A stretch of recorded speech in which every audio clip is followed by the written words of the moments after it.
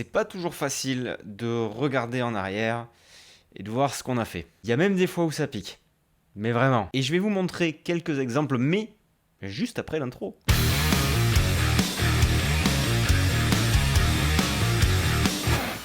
Salut les gens derrière l'écran, c'est François pour la chaîne Explique-moi encore et je suis, comme à chaque fois, ravi de vous retrouver pour une nouvelle vidéo. Comme aujourd'hui, on va parler vidéo, montage, cadrage, technique, tout ça. Si c'est quelque chose qui vous intéresse, vous pouvez envisager de cliquer sur le petit bouton s'abonner qui se situe juste en dessous de cette vidéo. Et aujourd'hui, je vais vous parler de 5 choses, mais il y en a peut-être une de plus parce que je sens qu'il va y avoir de l'inspiration en cours de route. 5 choses que je faisais avant quand je faisais des vidéos pro ou des vidéos YouTube, et que aujourd'hui, je regarde d'un œil totalement différent en me disant pourquoi tu faisais ça. Mais pourquoi? Qu'est-ce qui s'est passé dans ta vie pour que t'en arrives à ça? Non, j'exagère, et puis il faut bien sûr assumer ses débuts, hein. Si on n'avait pas commencé quelque part, on n'aurait pas fait d'erreur et donc on n'aurait pas progressé et tout. Mais n'empêche qu'aujourd'hui, avec l'expérience que j'ai acquise, il y a plein de choses que je ferai sûrement différemment, certaines choses que je ne referai probablement pas. Alors, petit disclaimer avant toute chose, on va parler ici d'opinion et de goût. Donc ça m'est personnel et j'ai bien évidemment pas la prétention de détenir la vérité sur ce qu'il faudrait ou ne faudrait pas faire. Si jamais c'est des choses que vous faites vous, peut-être que ça vous fera réfléchir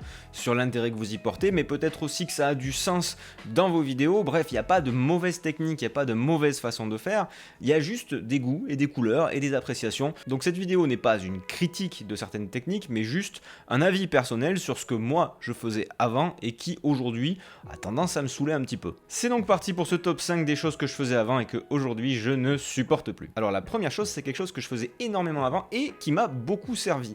Mais aujourd'hui, c'est un truc qui me saoule prodigieusement, et c'est d'aller filmer sans but. Alors je me rappelle au tout début quand j'ai commencé, je partais quasiment tous les soirs filmer dans ma ville des trucs, voilà, essayer des choses, faire des tests, et ça m'a énormément appris parce que c'était le moment où justement je testais mes réglages de boîtier, j'essayais de faire des choses un petit peu artistiques ou pas. Ça me permettait aussi de visualiser le rendu de certaines focales. Bref, ça m'a quand même beaucoup aidé. Sauf qu'aujourd'hui, ça m'arrive encore de temps en temps juste voilà pour me détendre de prendre mon appareil et d'aller filmer sans but, et je m'emmerde prodigieusement parce que j'ai pas de sujet et j'ai pas d'histoire. Alors vous allez me dire, tu peux très bien la trouver. Oui, alors le truc c'est que ça peut venir comme ça peut pas venir. Tout dépend de plein de choses et c'est pas toujours évident de faire une petite histoire à partir de rien, juste quand on a une heure à tuer.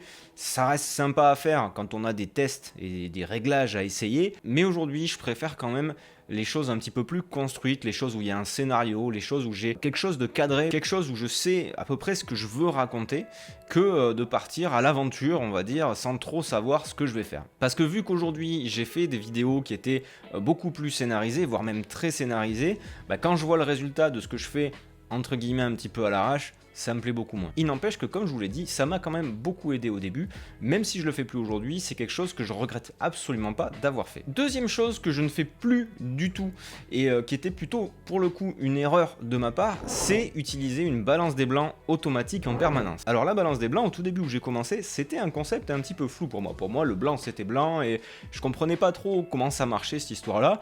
En automatique, ça marchait relativement bien, mais ça... c'était parce que je filmais la plupart du temps en extérieur. Et la balance des blancs automatique en extérieur, sur les boîtiers que j'ai eu jusqu'à présent, elle s'est rarement trompée. C'était assez juste, il y avait peu de décalage. Le problème s'est vite posé quand j'ai commencé à filmer des choses en intérieur, avec des lumières artificielles, avec des lumières que je contrôlais pas forcément, ou des basses lumières, et là, forcément, la balance des blancs, elle a tendance à déconner un petit peu. Et je me suis très souvent retrouvé avec des plans pas ruinés, mais pas loin, à essayer de rattraper un petit peu la balance des blancs, et aujourd'hui, c'est un truc qui me saute directement aux yeux, une balance des blancs un petit peu recalée, un petit peu rattrapée, je le vois direct, que ce soit dans mes vidéos ou dans des vidéos que je vois passer, et ça me titille un petit peu, et ça me gâche un petit peu mon plaisir de regarder la vidéo, de me dire, ouais, là la balance des blancs, il y a eu comme qui dirait une petite couille dans le potage. Hein, ça se voit qu'on a essayé de la rattraper, mais voilà. Aujourd'hui, ce que je fais, c'est que j'utilise encore parfois la balance des blancs automatique quand j'ai pas forcément le temps de la régler et puis que je suis en extérieur et que je sais que ça marche relativement bien. Mais dès que je suis sur les tournages où j'ai un petit peu plus le temps, où il y a des éclairages, où il y a des choses comme ça, bah là je prends le temps quand même de faire ma balance des blancs ou d'utiliser les presets de balance des blancs qui marchent la plupart du temps sur mon boîtier. Le troisième truc, c'est quelque chose que j'ai fait et limite si je lance une vidéo et que je vois ça au début, ça me donne presque envie de pas regarder la suite parce que ça me donne déjà une petite idée de ce qu'il va y avoir après. C'est ce qu'on appelle les openers avec les bandes noires qui s'écartent comme ça et qui viennent dévoiler un petit peu la scène. Alors ça fait partie des choses qui sont pas mauvaises du tout, c'est une façon d'ouvrir un début de scène qui est tout à fait entendable. Le problème c'est qu'on l'a énormément vu et comme pour tout en fait on a tendance à se lasser un petit peu. C'est un petit peu comme les transitions smooth zoom qu'on a vu 2 milliards de fois.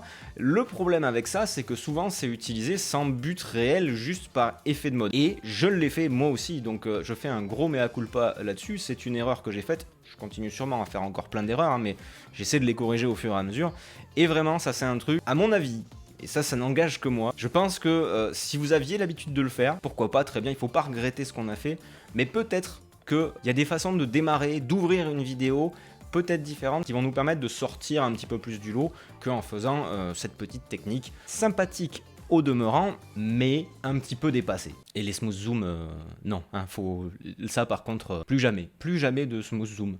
Je l'ai fait. Vous l'avez fait, on se met d'accord pour plus le faire, vous et moi, ok? Deal entre nous. Un autre défaut que j'ai eu et que j'ai corrigé plutôt récemment, c'est le flat trop flat. Je m'explique. Quand on veut faire de la colo, il est recommandé de filmer dans des profils qu'on appelle flat, voire même du log, c'est-à-dire des profils très délavés. On en a beaucoup parlé sur cette chaîne déjà, je vais pas vous refaire un laïus là-dessus. Le problème quand je regarde d'anciennes vidéos que j'ai faites, c'est que, bah ouais ok, j'appliquais ce qu'on me disait, hein, je filmais en flat, très bien, je collais une lutte par-dessus, et puis voilà, j'étais content. Sauf que j'avais oublié une étape un petit peu cruciale, qui était l'étape de la correction colorimétrique. Parce que un profil flat ou log, ben si on cale une lutte qui est étudiée pour le profil en question, ok, ça passe. Mais je me rends compte que mes noirs, par exemple, étaient encore très délavés, malgré le traitement que j'avais appliqué dessus.